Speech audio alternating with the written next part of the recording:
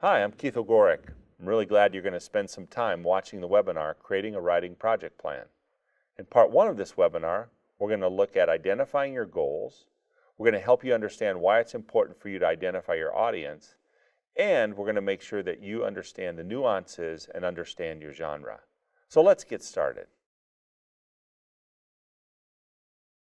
Many people aspire to write a book, but few actually achieve the goal. Why is that? Well, in some cases, they don't know where to start, or in other cases, they get started, but they never finish. In this webinar, I want to help you create a project plan for writing your book that will get you to your goal of becoming a published author.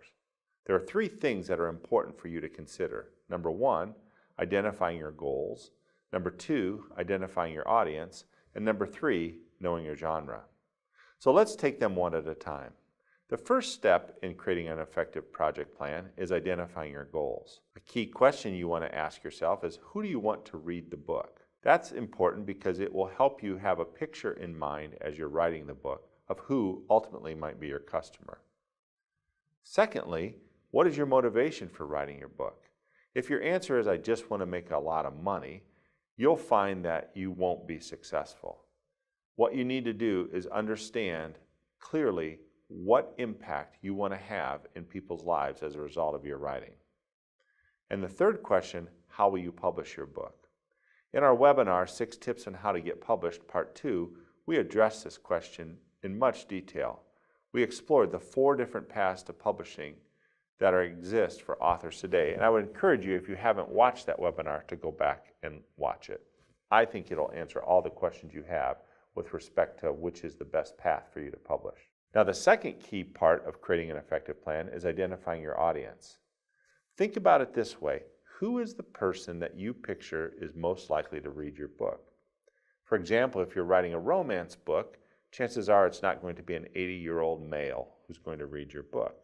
If you're writing a children's book, you actually could appeal to an 80-year-old male who might have grandkids, but it really needs to be effective as a book for young people.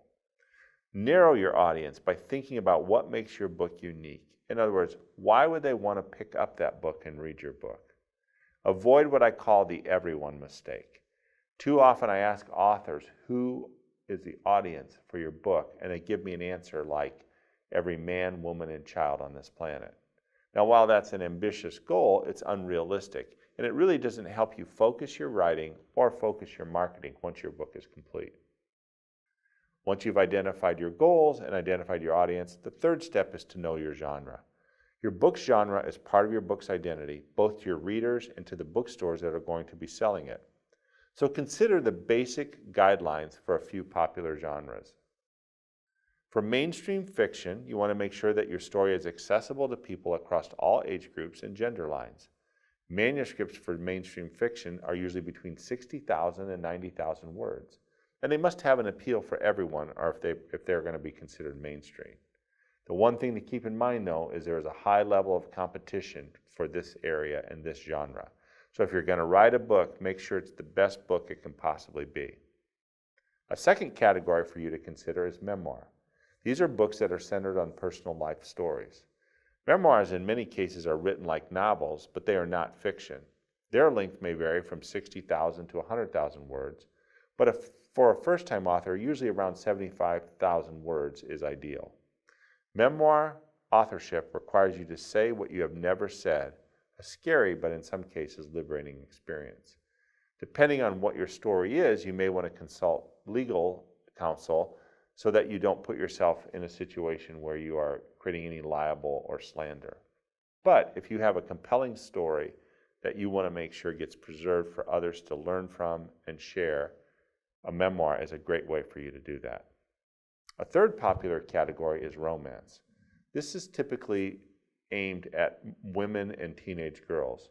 There are 2 types of romance novels: a series romance, which is meant to have a shelf life of about a month and are short in length, and standalone novels, much more meatier than a series of romance and often have several subplots. They're around 90,000 to 120,000 words. The main plot is about 2 individuals falling in love and their struggles to build a lasting relationship. It's a story as old as mankind, but one that we never get tired of reading as long as it's an interesting story. A fourth and equally important category is science fiction. Science and technology are central to the story. Sci-fi books can be short or they can be long. Most commonly, though, short stories are under 75 words, and long stories range in length from 80,000 to 120,000 words.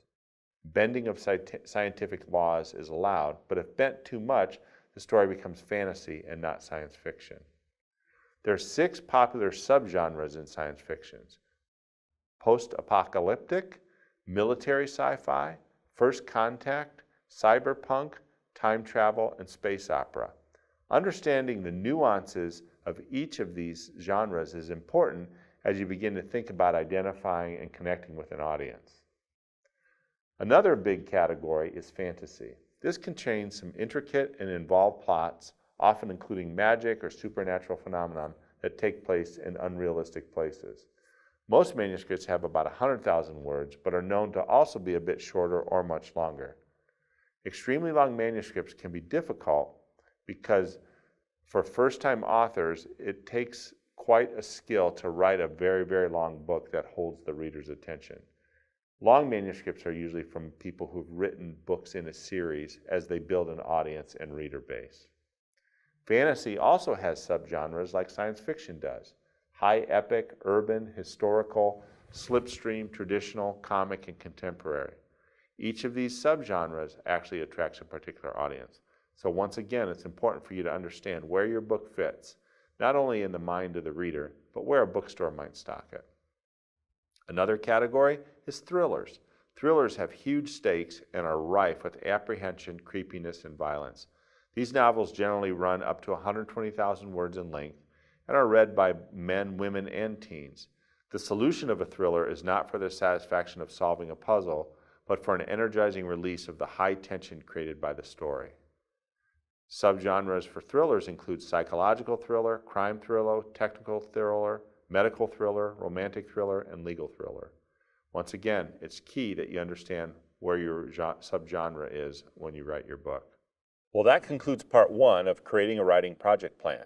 In part 2 of this webinar, we're going to look at why it's important for you to set up a writing schedule, what you can do to set deadlines for yourself, how to make yourself accountable and make adjustments in your schedule, and perhaps most importantly, how to set up a writing sanctuary so you can write most productively. For information on publishing, feel free to contact a publishing consultant at LifeRich Publishing for a free consultation.